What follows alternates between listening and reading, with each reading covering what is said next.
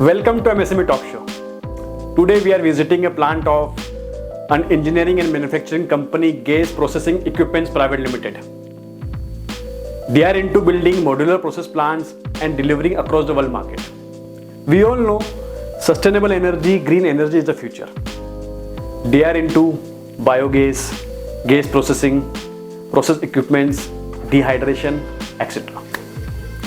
We will be meeting their co-founder and director, Mr. Somdev Chattopadhyay, and we try to learn from his journey how he was able to build his startup into a leading company into their segment, what all challenges were faced by them while building this manufacturing company, and what are their plans to go to the next level. Let's meet him.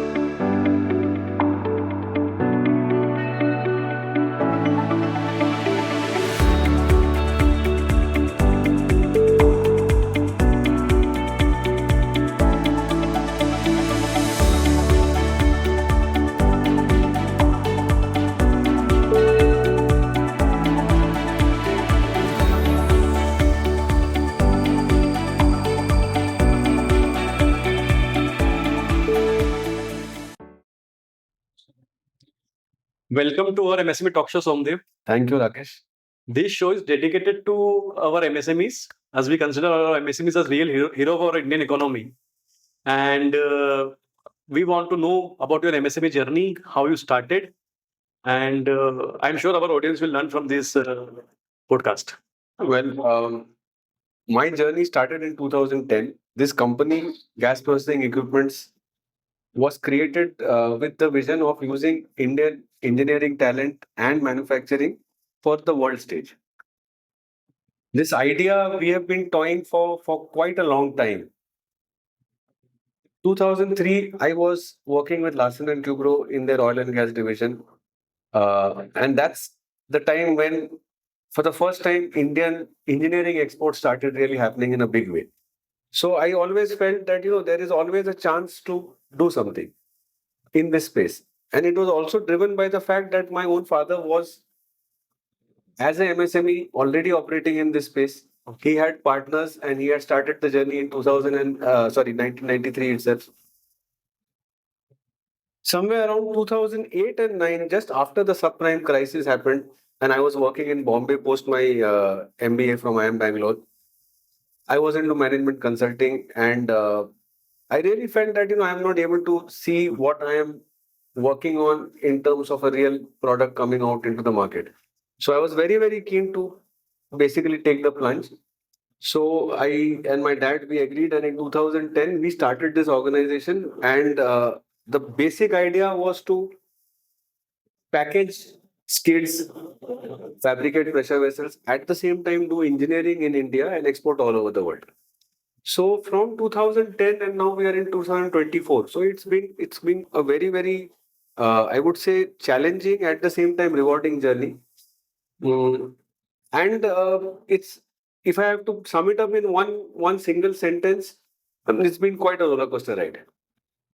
Somdev, you have a very strong academic background. Yes. I would actually I have almost forgotten about that now that I'm in the MSME sector. But yes, I come from a family which is very acad centric.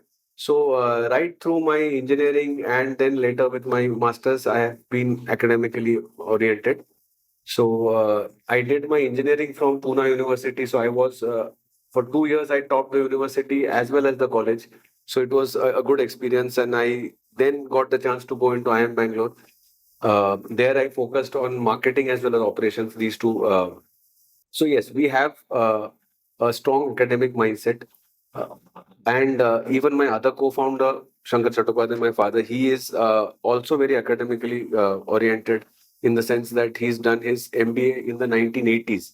So today in 2010, you see it's common to do an MBA, but in the 80s it was not common. Right. So he did the MBA when I was born. The year I was born, he was pursuing his MBA. So yeah, it goes in the family. And what we have tried to do is basically bring that focus of what is basically academics. You need to be good with details, and you need to be dedicated. So these two things we have also brought into our work in gas processing. You always had an option that to work in corporate world. You initially worked as well. Yeah. So was your father a driving force to come into this, because it's a challenging field, right? It's a very interesting question. See, I'll tell you how he was a driving force and was not a driving force. He was a driving force right since my childhood, when I kept hearing in the house that that we don't have quality suppliers. In the 90s, when I was around 10, 12 years of age, and my father was towards the fag end of his corporate career when he quit Atlas Copco and he started his business then. He used to always say that we don't get suppliers for air dryers, we don't get good suppliers for flanges, fittings, and in the entire thing in the 90s, all these component suppliers were even more. I would say, I would not use the word disorganized, but there was a lot of. It was not a very organized space. So I kept hearing this as I grew. So while selecting my job, when I got out of engineering, I had an option to either work for Tata Motors or work for Larsen and Toubro. So again, somewhere or the other, that choice was driven by what I had heard at home, that that large projects, refineries, oil and gas, and there is a good sector there. So I took that plunge. But post 2003 onwards, I think it's been completely my calling, because I always felt that there is a chance for manufacturing in India. There is a chance for exporting services out of India.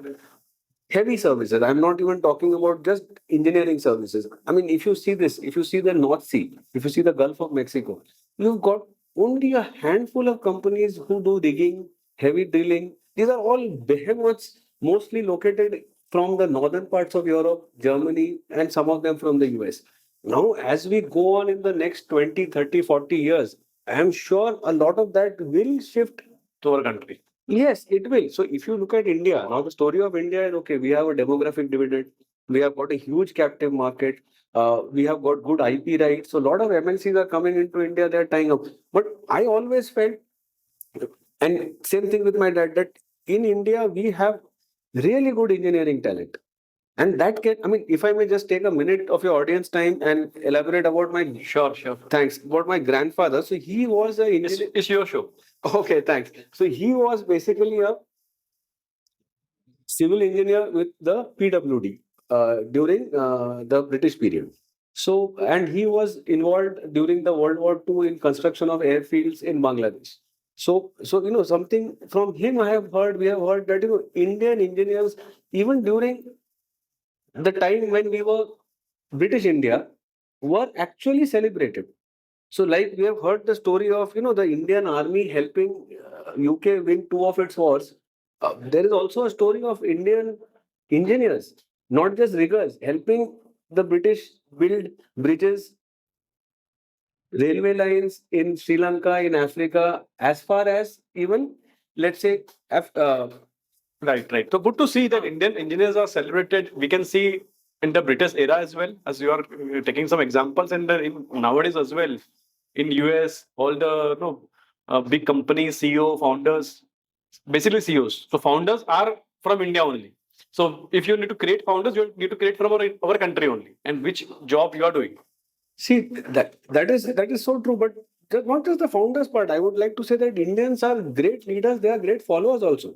Contrary to what we say that when you go to a street signal and you see how Indians are good at following rules, At one level, it's disorganized, but at one level, India is a very organized country. I mean, if you basically see through that, then you realize that that same Indian who is possibly in India not that rule oriented, the moment he or she lands in the US, starts becoming a top employee of these MNCs.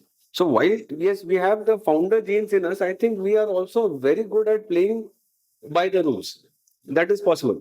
So thank you, Somdev, for taking the challenging path to be in India, to do something in India, to develop the manufacturing facility in our country. And so I'm sure the initial days were a little challenging. Key challenges you faced initially and how you were able to overcome that. If you want to highlight something. Sure, I will see the nature of the challenges that a company faces obviously keep evolving. So, so the first challenge, obviously, in India, when you start up a company, and since this is an MSME show, I will try to wear that hat and answer the questions more. The key challenge is always compliance. Apart from, of course, giving a product and a service that the customer wants in time and within money, the first key challenge we faced was compliance hurdles. Those days we had got excise duty, we had VAT, we had professional tax, we were importing and exporting, so we had a IEC code. We had a lot of things which for us constituted the first hurdle because it was something for which I didn't have any resources. So compliance was the first hurdle. The second hurdle which we faced was the ability to scale up. So we, like I said, this is a company which is in the space of oil and gas. We were discussing that. So automatically it takes a while to establish a new company in that space. So the challenge we have faced over the last decade and a half is that growth has not been as stellar or as fast paced as we would have wanted to be. So that was the second challenge. The third challenge is the ability to have a motivated team. Again, these things are somehow linked. If you are not able to scale up, then your ability to pay salaries is somewhere compromised. So automatically, what happens is the people who are working with you in your team will leave you whenever they get something better. Even if they love working in your company, even if they're learning, you're doing everything which is good for their career. But bottom line is without a salary, which is commensurate. And the timing is such that not only have we lost good manpower to IT and KPOs, we have also lost significantly good manpower to MNCs. If you see over the last 10 years, if you go from here to Chakan, you go to Nagar Road. People get trained and then later they are hired by Yes. the MNCs. MNCs, but you just see the extent of MNCs that have come in. You just drive down, you will see Dutch companies, German companies, Japanese companies. You see them, and basically, they are all looking for trained manpower. And they are deep pockets. They have deep pockets, and they have also got something which is a brand. This small anecdote I wanted to share that I have seen many times young people, uh, and I'm gender agnostic, but unfortunately, industry where most of our employees are men. The guys who joined us only when they were about to get married after 4 or 5 years quit the company. And many times when we asked them that why are you leaving now, so they said that my would be wife or father-in-law wants to know which company you You're work. working. So if I am able to give a name like a bigger name which is an MNC or a large Indian company, then it in the marriage market my value goes up, and you can't deny that. But I can completely relate to the challenges you face, basically talent part. So generally, I've seen that MSME company has become a training companies. They train people, people work there for 3-4 years, and later on they move on to some MNCs because of higher pay package or maybe brand image, brand. Absolutely. And the training part is not just the technical skills. The training is also on soft skills. And I find that the resistance for soft skill training is extremely high. Right. Because also, see, again, you have to understand this market where, lakhs of youngsters are becoming engineers and coming into the market. But many of them have not seen a corporate setting or actually a factory. So many of them don't understand what are the rules where we have to play by. So automatically, I feel somewhere that the engineering colleges should focus some of their time in kind of better orienting these people, especially for the soft skills. Because without the soft skill training, what happens is technical skills, any which ways you will learn. That's something which is obvious. But the soft skill training part, I have found most challenging in terms of imparting to people. So अभी हमने क्या किया है that we have basically clearly divided our company into processes. So we have got marketing, we have got engineering, we have got project execution, quality control, operations, after sales, the entire gamut. And each of this process is basically headed by a senior person. So she or he comes in with at least 15 to 20 years of work experience.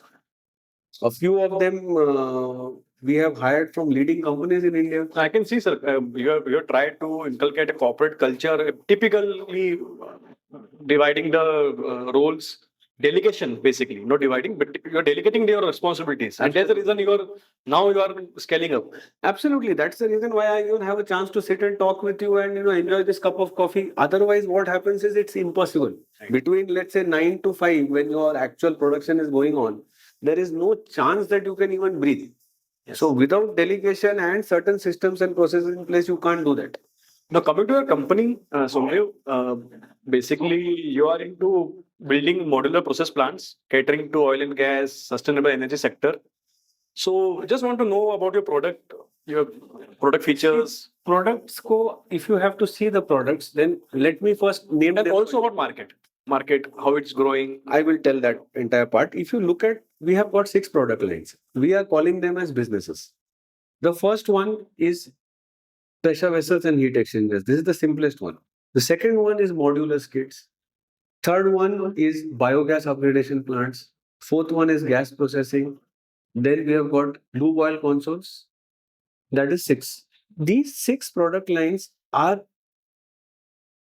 basically catering to similar industries. So we serve 6 major industries: oil and gas, midstream refineries, petrochemicals, renewables, steel, and general industry.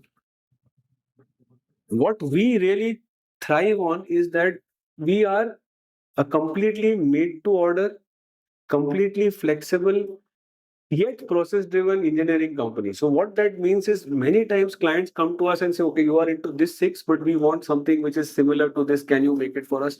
So we do that. Many times it involves prototyping, it involves some amount of reverse engineering, it involves a bit of process engineering. So we do all of that. And that is what is our niche in the market. Because if you see all the 6 product lines I mentioned, right now, if you see in the market, there are players who are very well established. There are players who are significantly larger than gas processing right now.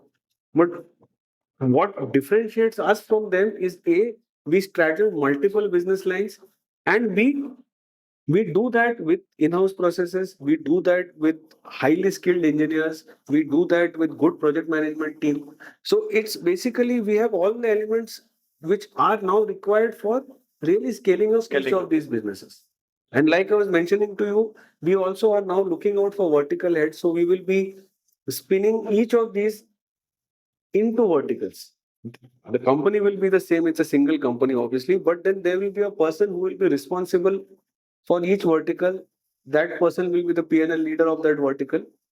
Because each of these verticals stand alone can generate huge revenues. Huge as in huge, because biogas, as you see, that I mean the LSTK projects of biogas, where we are going to enter now in the next year and a half, should see us really multiplying our revenues by 5 each year. This compressed biogas sector is booming, and we can see a lot of MNC bagging big contracts. Yes, yes, that one is coming up. What we need there is a little more regulation in terms of clear policies as to what constitutes compressed biogas. We have the latest version which has come in, but there are many suggestions which we have. We have a close association with 2 companies, one in Germany and one in US, who are biogas majors. And if you see, Western Europe is really a mature market for biogas. So these people have got 20, 25, 30 years of biogas experience. So in tie-up with these, we are trying to bring in multi-bed PSAs and high efficiency membrane technology to the Indian market. That will give us methane recovery in the range of 98 to 99%. Presently, many of the plants which have been commissioned in India are having methane recoveries of 60%. So if you quickly calculate the buyback of my higher machinery cost in a year and a half, that does get covered. And then if you bring in the role of sustainability, then when you are basically either venting off or burning methane rich gases, what are you doing to the carbon footprint? So automatically once that part comes in, if you see Germany right now and the Netherlands, they are upgrading their entire biogas infra, and this time it's about lowering the carbon footprint. So they have already a robust biogas network in place. They are re-engineering that entire thing from the carbon footprint perspective. So I think India should leapfrog from that expertise, since we are, I mean, if you see in your fintech sector also, many of the things which we have not gone through phase one, phase two, phase three, which other countries have gone. We have gone straight to phase four. So same way for biogas, I feel we should kind of, what's the right thing? Learn from the world and basically Lead. lead. Yes. There is a possibility is there. Like in fintech, we are leading actually. Absolutely. Remarkable. Yes. So, like we talk about fintech right now, an example. So nowadays, every company is a technology company. So I'm sure you must be using a lot of technologies. Yes, What ma'am. advice you have for SMEs and what technology you adopt? So it is helping you to scale up. Sure. See, I think now technology is basically you can't do anything without tech. Like that's exactly how it is. But you need to see in which sector of MSMEs you're operating. So the level and the requirement of technology will vary greatly. So I can speak for the industry that we are in. So we use technology in say 4 or 5 places. The first place is for engineering, because the heart of all our business lines is a robust engineering. So now there are automated systems available for engineering, for drafting, for process engineering, simulation, instrumentation, the entire thing. So obviously we buy a lot of licensed software which helps us to even operate with a smaller team size or with a less skilled team. So engineering software is something which we are heavily investing in. Second thing is a complete ERP software, because we are into projects. So we have a complete project module where a customer basically gets a complete visibility as to what is the status of her order, and where it's getting stuck up. So that and engineering, so basically the integration of this entire thing, we are using SAP B1 and we are completely customizing that. So this is something we are doing. This is at the second part of technology. The third area where we are using technology now, and that is basically at the individual level. So we are encouraging our marketing team, sales team to use AI, to use chat GPT, because we spend a lot of time making pitch decks, trying to draft English, correct English. So the point is, if these guys know the shortcuts and the tools that are available, how they can individually enhance their performances. This is the third part we are doing. And the fourth critical, let's say, utilization of tech, or rather liaising with tech experts, is the biogas sector. So we are in talks with people who are in the wet process of biogas, who are into upgradation, and we want to see how we can basically bring that into India in terms of R&D projects. How over next, let's say 5 or 7 years, we can use AI, ML, and all these things, so that the biogas plants, digesters can operate better. So we want to do that. Yeah. Good, sir. I'm sure your initiatives will help you to scale. And basically, so what is your view on the sector? Means how it will grow, the sector you are into, and what are your future plans? Absolutely. So we are extremely bullish on the sectors that we are in. So much so that I can see traction which I haven't seen in the last, I would say, decade and a half. This traction is basically mostly post-COVID. Let's face it, there is a huge Indian demand which we are catering to. But we are, like I said, the vision behind starting the company was also to export and, basically showcase Indian engineering to the world market. So we are also very much into exports, and I am very well attuned with the global demands and things like. So post COVID, there has been a clear strategy among many of the developed countries to decouple China. Basically, Decouple China. So China. so they don't want to be coupled with China anymore. Of course, it can't be done in a day. If you take companies like BASF of Germany, they have their biggest manufacturing facilities in China, bigger than even what they have in their parent countries. So you can't in one day say that, I'll write off, billions of dollars of investment. But there is a clear strategy where these companies are moving out of China for geopolitical reasons. So India is one of the key benefactors of that. When it comes to low cost manufacturing, things like apparel, garments, even certain amounts of electronics, I would not say semiconductors, but other electronics, you could see Vietnam, Thailand, even Bangladesh benefiting from that. But the engineering business, and the manufacturing, heavy manufacturing business, China's loss is going to be a straight gain for India. And it's already happening. Most of the MNCs are now developing India as a global sourcing hub for engineering as well as manufacturing. So this aligns with exactly what our company's founding philosophy was. So we are working closely with many such MNCs, doing their various kinds of backward integration for them, detail engineering, fabrication, even prototyping. So that is there, and of course now since India is emerging and this sector is opening up for investments, we would like to take advantage of that surplus liquidity that is there in the market. We are very much looking out for investment now. So we want to tap strategic investors, not in debt, but in equity.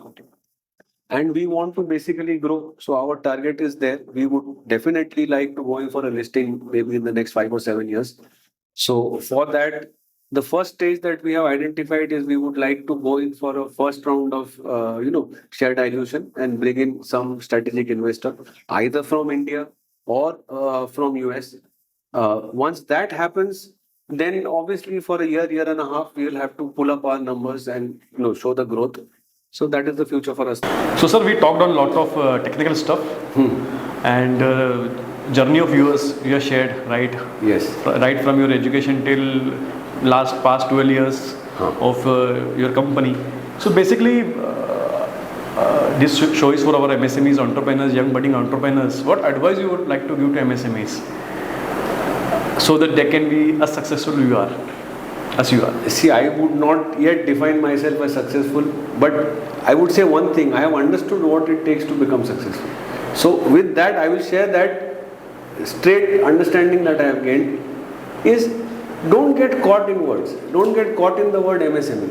And even if you must get caught in it, then look at it as MSME.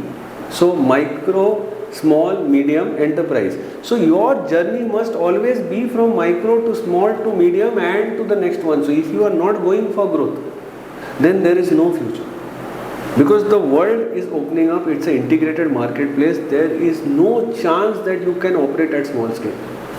Because you will always face a sandwich effect. So you need to think big. You have to think big. You have to think big, and hence it becomes even more challenging because when you have to think big, sitting in a MSME and environment, it is not as simple as say thinking big when you are doing a startup. Because many times in a startup you have an idea and the idea is already funded.